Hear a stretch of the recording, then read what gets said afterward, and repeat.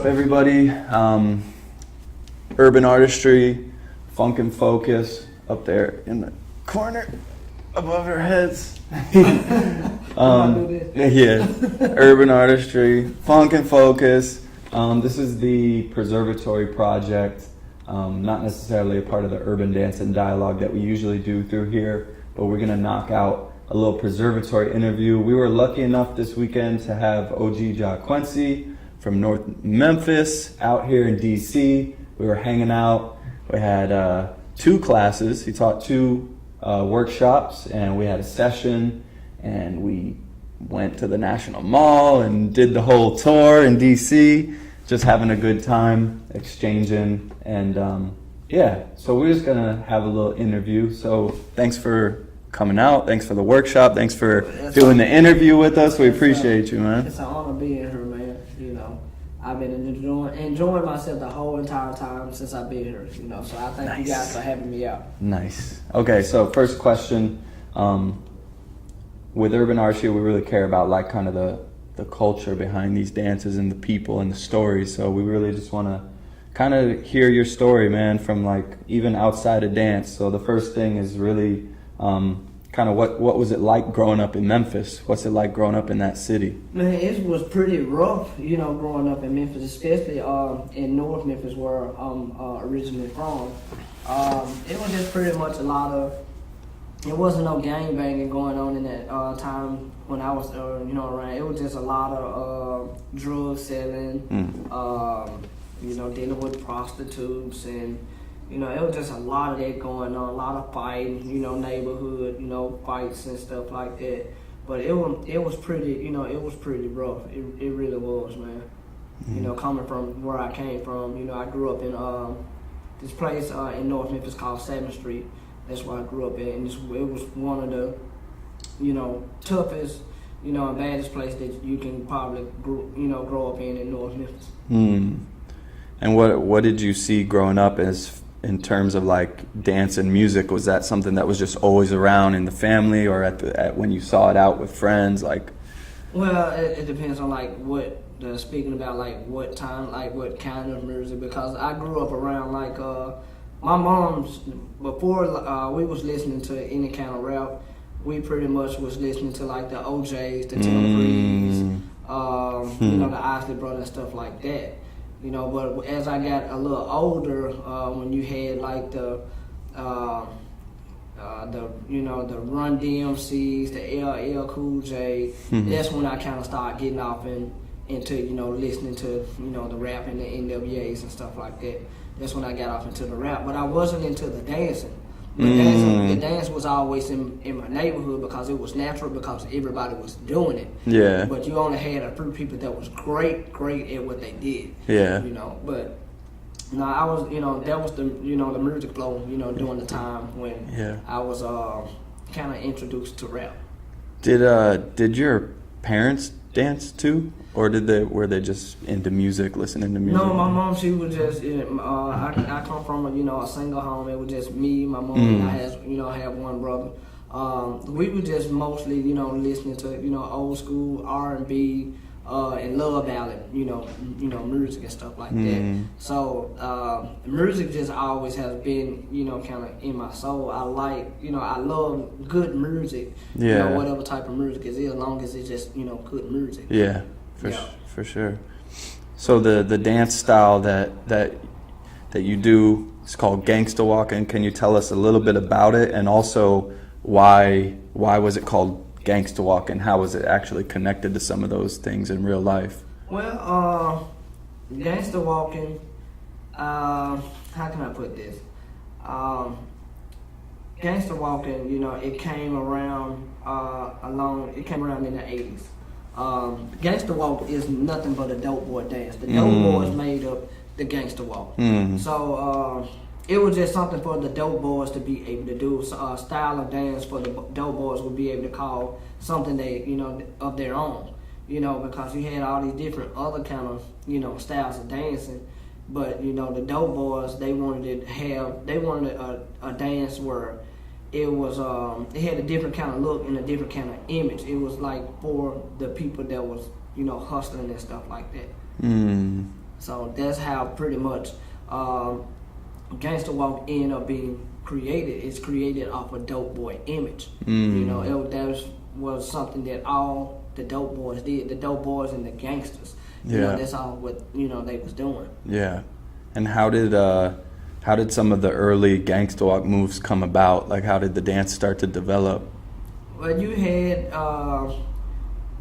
certain individuals that was from North Memphis that would, you know, they would do it. They would do it at the house parties. They would do it, you know, at the club. It just, you know, it was just something that we had to call our own, like the Louisiana Mardi Gras, like how they do the, you know, the dance down there. It started off as a line dance, and everybody used to just get, you know, in the line, and they used to do it, go around the circle, you know, on doing it. It was just something that made, you know, that you made everybody feel good, you know, on doing it. It was something that was simple for everybody to do, including your mothers, your dads, or your uncles and stuff like that. They all know about the Gangsta Walk because that was just something that came around during that time. Yeah, you were telling me earlier about the development from it being a line dance to a solo dance and how that's kind of connected to MC Hammer. You mind sharing that story? Yeah, well, what happened was dealing with the how the Gangsta Walk had got separated as far as like dealing with the line dance was when MC Hammer, you know, to my knowledge, through the people that mentored me, MC Hammer ended up had this guy that was from Memphis that was a part of his staff or somewhere a part of his team, introduced Hammer to the Gangsta Walk. So when Hammer came down here to perform, one of his earlier, you know, debuts at the time before he did Too Legit to Quit, he came down here and he seen how the crowd was reacting. He was hearing everybody in the background chanting, you know, get booked, get booked, get booked. And he seen them doing the Gangsta Walk. And I heard that he had asked, you know, the guy that was a part of his entourage, you know, what was that they was doing, you know, at his concert. And they explained it to him. And he took the Gangsta Walk, the first original Gangsta Walk, MC Hammer did. And I don't know if he, you know, took it intentionally or what, but I'm just giving him the benefit of the doubt. He just probably took it just to give Memphis some highlight and some exposure. And he put it in the Too Legit to Quit music video. And if you watch the video, you will see them do the Gangsta Walk line dance, and you'll hear in the background, get booked, get booked, get booked, get booked, get booked, you know. And from there, it was some OGs. They didn't like it. So when the next time he came to Memphis, you know, to my knowledge, that it was an OG that bumped heads with him and told him, you know, to get off the stage and and wanted to call him out, but it you know, Hammer didn't do that. So what the OGs did was they split the style up. They was like, we're not gonna let this get taken again, you know, for the industry to be able to take it. And you know, and it's not one of us getting paid off over it. We're not getting noticing, you know, for it. So they started doing the Gangsta Walk. They still kept the basic and the foundation, and they just started adding moves into the old Gangsta Walk. So and it caused everybody to do their own moves individually. So that's how it ended up getting separated. So, and you know, that's how it became from a line dance to you know, we doing it solo. Because one thing about doing something solo, you gotta either be taught or you gotta learn. You one way or other, you gotta learn it. You know what I'm saying? So, and that's the reason why, you know, it's solo and everybody doing their own individual way of the Gangsta Walk. Yeah. So you talked a little bit about getting buck. For people that might not know, what does that mean for you, just getting buck? Getting buck is nothing like, it ain't nothing but like energy to push you to you know, to go hard in the paint dealing with the Gangsta Walk. You know, when you hear the get buck is like, okay, I'm finna let off this energy, and this energy is finna let off another different kind of energy to the people who watch me get bucked, and it's gonna make them want to get bucked as well. You know, so get bucked. When people hear get bucked, everybody be want to get bucked. Right, you know, right. It's hearing the word is just a good feeling that it puts inside of you. You know, so. Yeah.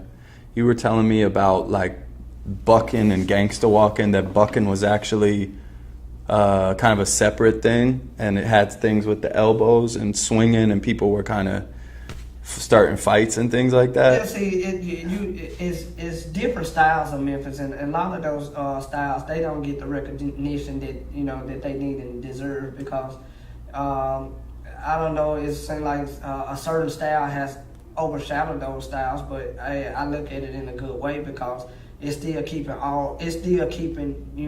the Memphis culture alive.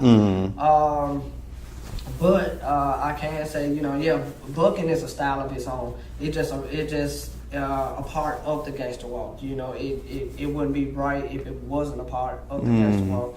But the bucking style, it consists, dealing with the elbows and the arm swings and things like that. And you also have, the Gangsta Walk is just pretty much the footwork to Memphis.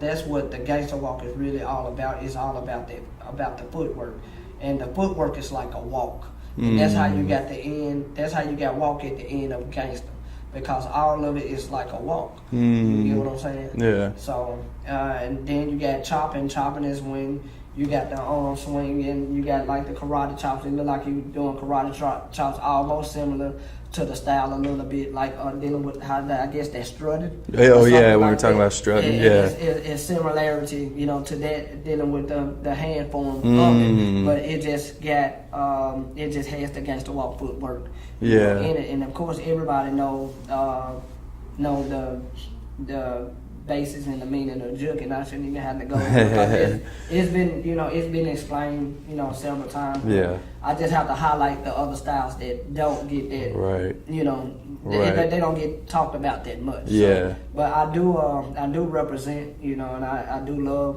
the juking game. What they doing with the juking game as far as the youngsters and stuff. So I just want them to keep doing what they doing. For sure.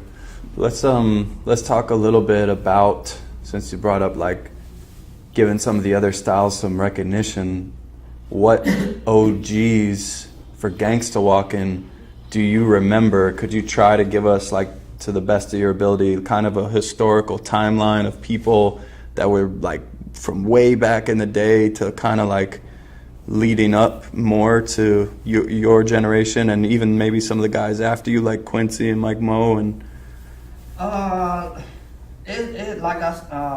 it's a line of legends, man, and all of them, I made, I pretty much, I don't know all of them, because certain stuff was, pretty much it was ahead, it was before my time, but I can speak about, what I got the chance to see along the time that I was growing. Before I was a dancer, what I got the chance to see before I, became a dancer. I got the chance to see people in the neighborhood that was great gangsters walking before I seen the Fred Humpers and the Marcus Bowles, the guys that that created the Gangsta Walk, along, I guess, aside with Michi Bowman. Got to give him his credit as well.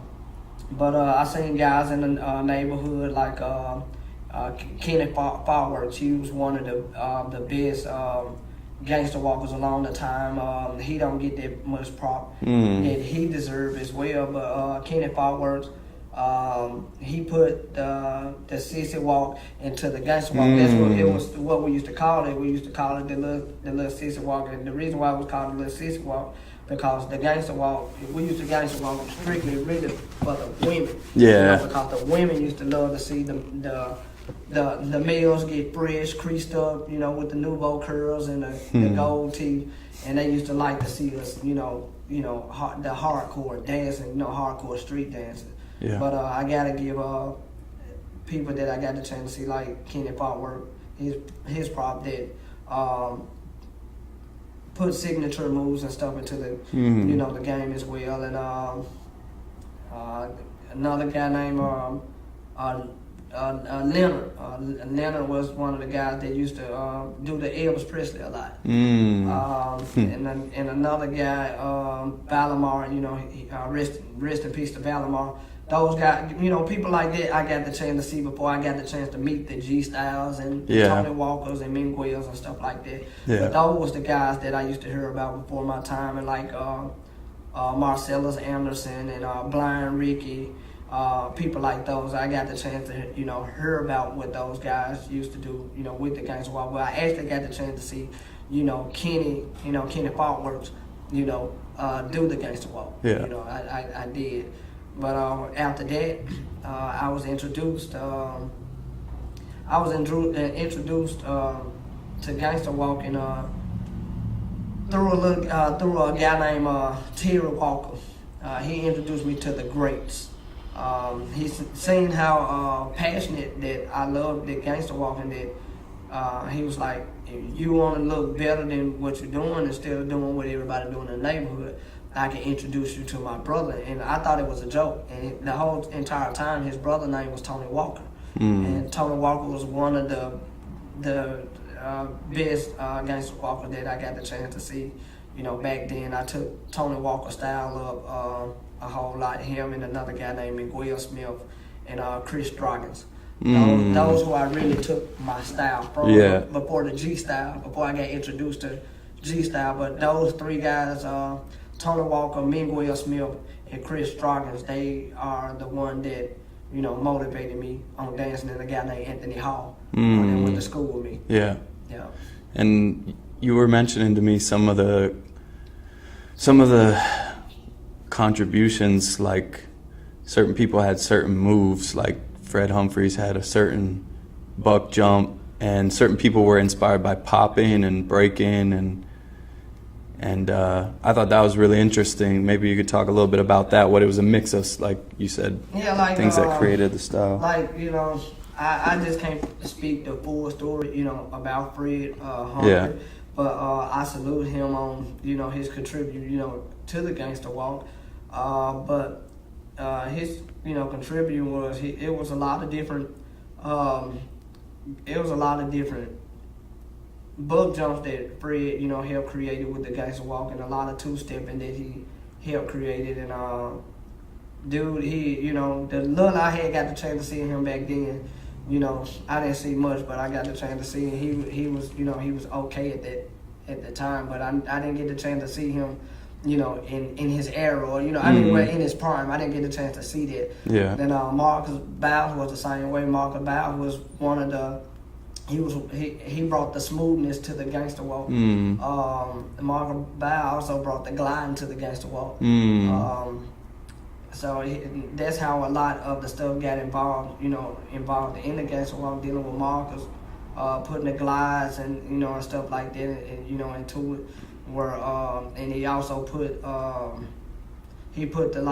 light popping off into it too. You know, popping almost like the tick. But Fred pretty much put the bounce in the Gangsta Walk. He kind of kept the foundation from when the first Gangsta Walk with the, you know, with the bouncing and stuff in it like that. So I gotta acknowledge those guys, and you know, and after, you know, I learned from who I was learning from, you know, dealing with Tony Walker and Miguel. Those guys, they came up under Fred Humphrey. So I came up under legends that came up under legends. So just like dealing with certain members with G Style, you know, by the time I got introduced to them, the first time I have heard of them as a group, because at the time I used to hear about them individually before the group. When I heard about them as a group, I finally had got the chance to see those guys and try to build a brotherhood with those guys. Those guys, they was awesome when I first got the chance to see them, especially Wolf. And just my opinion, Wolf was he was the best, and he was the most feared, Gangsta Walker that it was. Yeah. Yeah, but all of them had something to contribute. Hurricane had his spin. That's why they call him Hurricane. He had his spin to contribute. Right. Romeo was just smooth. He was smooth like Marcus Bowles. And he played a lot with the style. He had fun with it. But Wolf was like the ultimate of. Wolf to me was like the god of Gangsta Walking. He was. Wolf had the whole total package. So what I learned from Wolf was, I learned combinations. Okay. You know, and that's what I always had learned from him is, you know, setting my moves up like a 3-point shot. And learning that the small moves it sets up your big moves instead of you just coming out doing big moves. You know, I learned a lot. And Hurricane was the one motivated me on to do steps more instead of glide a lot more. So, you know, you had those guys those to me those was the greats. Yeah. That had something to contribute to the game. You know, Fred with his bug jump and his two-step, and you know, Marker with his smoothness and his glides and his pops and his poses. Yeah. You know, so and then after that, you know, you had Snoop for Mario. He came along after that as well, around those guys and a couple more other legends. You know, that I can't leave out, like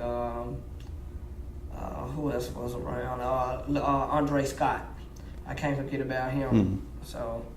All of those guys contribute something, you know, from a pop or bug jumps, and a lot of stuff that the Gangsta Walk do. A lot of the moves are named after them. You know, so nice.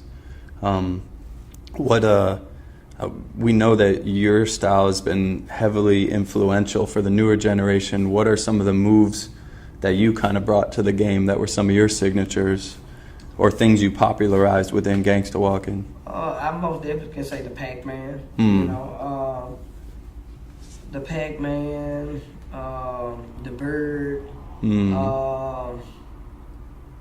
I was put it like this. I was just a total package like Wolf. Right. I became, you know, the hardest thing that was, you know, I was the hardest thing up under him. Me and Wolf was probably pretty much like Jordan and Kobe Bryant. So, you know, that's how I was, you know, I put an impact on the game. But what separated me from a lot of the other Gangsta Walkers was that I didn't become antisocial with the style. If somebody wanted to learn it, I didn't mind, you know, teaching it to them. Yeah. You know, but I did, you know, impact the game a whole lot, you know, dealing with the Pac-Man, certain bug jumps that, you know, I do as well. My signature bug jump. I impact and I push the guy that taught me named Leonard, Antonio Smith, that's Miguel's oldest brother. He pushed me on doing the Elvis and practicing on my kicks a lot. And I also was inspired by Elvis Presley. Yeah. You know, and Michael Jackson. I was inspired by, you know, both of those guys. So you got inspired by Elvis and Michael. Were there other ways that you would like come up with your moves? Like, how did you get inspired for some of your moves you were doing? Like, what do you mean by that? Like movies, cartoons. Like, I know a lot of poppers, OG poppers, were into like movies and cartoons or acting skits out and things. Yeah, and I used to pretty much do the same thing. What I used to do is, like, when I couldn't watch like my creators anymore, with the people that I was, you know, learning, you know, that was teaching me the dance style.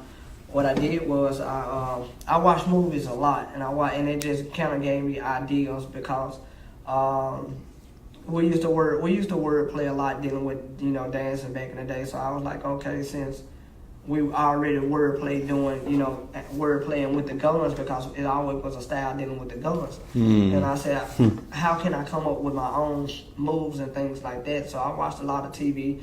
If I seen somebody run across the screen in a movie and they ran kind of way that I can take a stance from the way that they ran and I'll put it into a dance move. If they bagged up by a wall and they tried to peep around the wall, I would take something like that and I would just incorporate it into a dance, you know, into a dance move. And that's what I used to do. I used to take a lot of things like from actors, what actors used to do. You know, if I even seen somebody like juggling, I would take the juggling and I would turn it into a dance move, you know, or something like that. So I took a lot of I took a lot of movies and a lot of stance from movies and I turned them in, you know, into moves, dance moves. Nice. That's what I did. Nice. Who were some important music artists or like songs that were like important for the Gangsta Walk or your time coming up? Man, I'm gonna be honest to you. You know, before we was listening to 3-6 Mafia, we were dancing off DJ Squeaky. To me, DJ Squeaky was the best DJ ever to me. And the people that know me or have watched my old garage footages when I was 16 years old, that mix that I came out dancing on, that was a DJ Squeaky bass mix. But it's like DJ Squeaky made the music for us to really, you know, to get buck off of, because when we heard stuff like back in the days, looking for the truant and lock them in the trunks and all that with him and DJ Zert, when we heard stuff like that, you know, it turned us up. But this was like before the 3-6 Mafia days. You know, I was mostly on DJ Squeaky. Squeaky. You know, I was. Yeah. You know, I like 3-6. You know, I love their music. I have. Honestly, I used to be around Paul, you know, back in the days, and we used to always bump heads or talk, or he hang out, and you know, and a lot of that music that he used to do, and he used to watch me in the club doing it. He used to make it strictly for, you know, the Gangsta Walk was to dance off of. That's the reason why those type of DJs knew our style of dancing, and they put their music behind our style of dancing. So we gotta thank the DJs. We gotta thank people like DJ Paul, DJ BK, DJ Squeaky, DJ Sound. We gotta thank all them type of DJs. DJ Livewire, DJ P-Live, DJ Pinky. You know, people that don't get the recognition that they deserve. You know, I'm letting these people know it. You know, that I do appreciate the music that they made, because it helped out my style a whole lot. It did. Yeah. Speaking of the garage footage, you told me that you were only 15 in that clip? Yeah, I was 15, turning 16. That clip would have never came about because I was sick with pneumonia, and it was a day before my birthday. I was sick with pneumonia, and I had a friend named Cardius Wilkes. We call him AKA Polo. Stopped by my house one day. I was in the bed sick. And he was like, hey, man, he was like, you got to get up. And I was like, I'm sick. And he said, man, you got to get up. This guy named Roland, this guy named Roland out of Raleigh, man, said that he done beat you before. He done beat you. And I was like, man, I'll catch up with dude some other time. You know what I'm saying? Yeah. But I'm not finna get out this bed. I'm sick. So he just kept telling me, man, please, get up out of this bed, man. I want you to, you know, do this. I want you to go over here and dance against him. Then he ended up bribing me. I went over and got up, and I was sick as a dog. He was like, man, if you get up, and the only thing that I want you to do is just show your face. I'll give you this. I'll give you this Tommy Hilfiger shirt with these shoes that you like that I got. And he was like, man, I just want you to show my face. I was like, no dancing, right? He was like, nah, no dancing. So we get all the way over there. I'm sick. I'm shaking because I got pneumonia, you know, not feeling good. And next thing you know, we get out the car and we walk up in that hallway. That was the first time I ever got the chance to meet Roland. They was in the hallway shooting dice at her and a place called the Timbers in Raleigh. And my friend Cardius Wilkes, that we call Polo, he told Roland, he said, hey Roland, he said, man, why don't you tell my nigga right here that you done beat Jaquency before? And Roland looked at me and said, yeah. And I was like, really? And he was like, yeah, who is you? I said, I'm Jaquency. And he said, nah, you ain't Jaquency. He said, I done beat Jaquency before. And I was like, nah, you ain't beat Jaquency. I'm Jaquency. So we were kind of going back and forth a little bit. It was kind of got a little hostile. So I said, I tell you what, since you said you beat me before, I'm going to give you a chance to beat me again.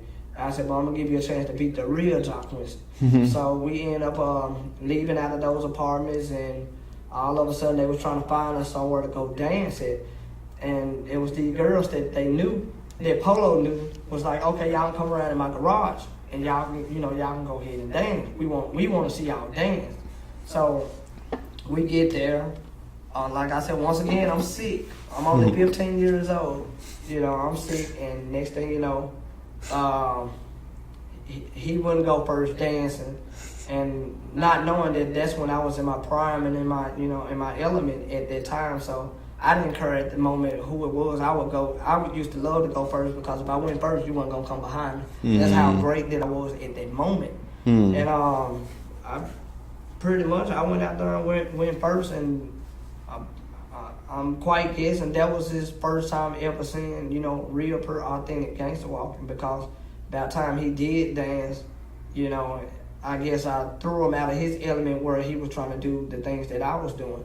And and we talking about a great dancer, because Roland is one of the best jukers that I ever, you know, that was my biggest competition. Roland was my biggest competition, you know, because he had a fan base that are just as big as mine, you know. So, you know, I never knock him because he's like a brother to me. But that's how me and him ended up bumping heads from that night in the garage. And it's like when he got the chance to see me that night in the garage, it's like he went back in the lab and he came out to be a beast. And he was way better than that garage. He really was, you know. But I must do say that a lot of the jukers incorporate really Rolling Style into juking, because Rolling Style was more like booking and juking. You know what I'm saying? And I'm gonna get you guys some footages so people can start seeing these book styles, these chocolate styles and stuff like that. But that's how the garage ended up coming about, and they so haven't had a camcorder. And I wasn't used to seeing myself dance on film. That's like the first time I ever got the chance to see me, you know, dance on film. Dang, what year was that? That was 95, 96. No, it was not. It was the beginning of 96. It was the beginning of 96.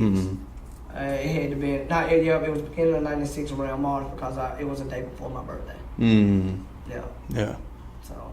Cool. Can you tell us a little bit about the fashion, like Gangsta Walking shoes, the way people wore their jeans, types of hats, colors, like what were people rocking? Man, it wouldn't be right for once. It wasn't Gangsta Walking wasn't right without the curls. Without the curls and the gold teeth, that was one of the main images that set along with the Gangsta Walk. You had to be wearing back then. You had to be wearing the creased up jeans. You had to be matching from head to toe. Even your boxers and your socks, everything had to go together. If you weren't dressing like that, man, you know, it wasn't even no use. You could really just coming around, you know. But that's how all the Gangsta Walks dressed. They had the curls, gold teeth, creased up jeans. The shoes we was dancing in was Reebok Classics, Fila's. We were dancing in Lottos, the Gangsta Nikes, Bangrets, and K-Swiss, you know, K-Swiss and Tree Torn, you know, and shoes like that. They really wasn't dancing in Jordans that much, you know, back then, but they was pretty much like Fila, Reebok, you know, stuff like that. And the Gore-Tex boot, like when Gore-Tex came out, everybody was in the Gore-Tex boots, and they do the stomping with the Gangsta Walk with the Gore-Tex boots on, you know. So a lot of our music, we help create a lot of West Coast music, and a lot of music from Texas and the West kind of helped us create a style with our dancing as well, because you had people like DJ Screw and the Ghetto Boys we used to dance off of, and Scarfaces, and you had Sir Mix-a-Lot, the Gore-Tex, that helped put emphasis stomps on the Gangsta Walk. And you had MC Mr. Twist, that was from the West Coast, and of course Rodney U and Joe Cooley. That's the Gangsta Walk anthem. You know what I'm saying? So everlasting bass. Of course, and nobody disses me. You know, you know. So those, I want to give it up to those guys. You know, at the same time as well, man, for helping our DJs. You know, convert over on still using that. You know, using samples from them to help us create a style as well. Nice. Do you have any advice for people that maybe are new to Gangsta Walking and Jukin, or maybe out-of-towners that are trying to learn the style? What would you say they should be thinking about or trying to do? What I'm trying to learn the style? Yeah. I put it like this, you guys. If you're gonna learn something, I always go to the source first. You know, that's with anything, because if you just, you know, picking up the little small pieces of the puzzles, And you may have somebody that you picking those pieces up from, they might be giving you the wrong pieces of the puzzle, and that's what's taking you so long on to, master your craft. Because they showing you the wrong thing instead of showing you the right thing. I would, wish that, any dancer, not just besides, juking, but this just is in general as dancing as a whole. Yeah. That I always go to, the foundation. I always have respect for those who have paved the way for you. No matter what, we all can learn something from each other. It ain't just that the young generation can learn off the young generation. No, y'all can learn off the OGs as well, just like the OGs can learn off of y'all. You know what I'm saying? So if we can convert like that, we probably can convert a lot of unity, and we can keep a lot of the dance styles in general authentic. Yeah. You get what I'm saying? Yeah. But if you learning from the wrong people, you know what I'm saying, you're going to have to eventually learn from the right people, because it's ways of doing certain things, and it's certain moves that people created, they take that very personal because they took the time out to create it. They didn't take time out for somebody to resample it and mess it up. Not saying that sample's not cool, not saying that, because it depends on how you use it. But if you're gonna sample something or sample or use a dance move, make sure that you're doing it properly. You're doing it properly. And if you do put that twist to it, make sure the beginning of whatever dance style that you took, or move that you took, make sure that it still got the authenticness in it. So that's the only advice that I can give them, and just learn from the right people. Go, I wish a lot of the young generation would just go to some of the older generations, especially like in my city, and just be like, OG, look, I accept all the criticism, man. What I need to work on, what I need to do. Because it's a big problem if you telling these guys that they good and they ain't. And you talking about, no, I don't want to tell them good because I don't want to break their spirit, and I want them to keep dancing. I'd rather tell you the truth, man. If you good, you good. But if you ain't, I'm gonna tell you. I'm not gonna sit up here and just say, oh yeah, man, you this, man, keep doing what you're doing. Nah, you need to go work on this shit. You get what I'm saying? I'm not finna be telling these young guys out here that they great or cold, which they ain't. Letting people that come along that's want to get on their coat tag, and ride the bandwagon, trying to get a name for themselves, and want somebody to, be around somebody that's making a name, and they gassing them up. Yeah. So, it's a lot of y'all out there. I'm going to just be honest to you, man. It's a lot of y'all out there, and I love y'all. A lot of y'all need a lot of work. I'm going to just put it like that. A lot of y'all need to go back, man, to some of these OGs, man, and ask these OGs, hey, look, man, can you help me, add this, this chemistry to, to this. And you wouldn't believe on how far that, that can kind of help you out. Yeah. You know what I'm saying? Yeah, for sure. So, like that's all I got to say about, dealing with something like that. Just, they need to go back to the foundation. You need to go back to the foundation on anything, because if you don't, what you're doing gonna get so old that people gonna get tired of doing it, and then what's old become new, and what's new become old. You get what I'm saying? Yeah. So it becomes like that. So you're gonna have to learn the old stuff sooner or later, or it's gonna be one of these generations to learn it. For sure. And they're gonna make it look better. They're gonna make it look the way that the OGs really wanted to be. Yeah. Even though the OGs might don't be around or living that long for it to happen, but it's gonna happen. You know what I'm saying? So that's the only thing I can say. Reach out to y'all OGs out there. Quit reaching out to the young, the young folks that really don't want to see you go nowhere. They want you to look like them and be like them. Get up on your grown man stuff. Treat yourself as a young man. With your dancing. And do what you love to do. Yeah. Speaking of being able to reach folks, how can folks contact you if they're watching this? Where should they reach out to you? You can reach me on Facebook as OG Jaquency, the Milk. You can hit me up on my Facebook page. You can follow me on Instagram, OG Jaquency. Email address Jaquency gwk21@gmail.com. You can reach me through there for any kind of bookings or any kind of workshops and things like that. You know, and I'm looking forward to work with a lot of dance cultures this year. You know, I'm most definitely going to work with the pop, you know, the pop and dance culture, the strutting, the tutting.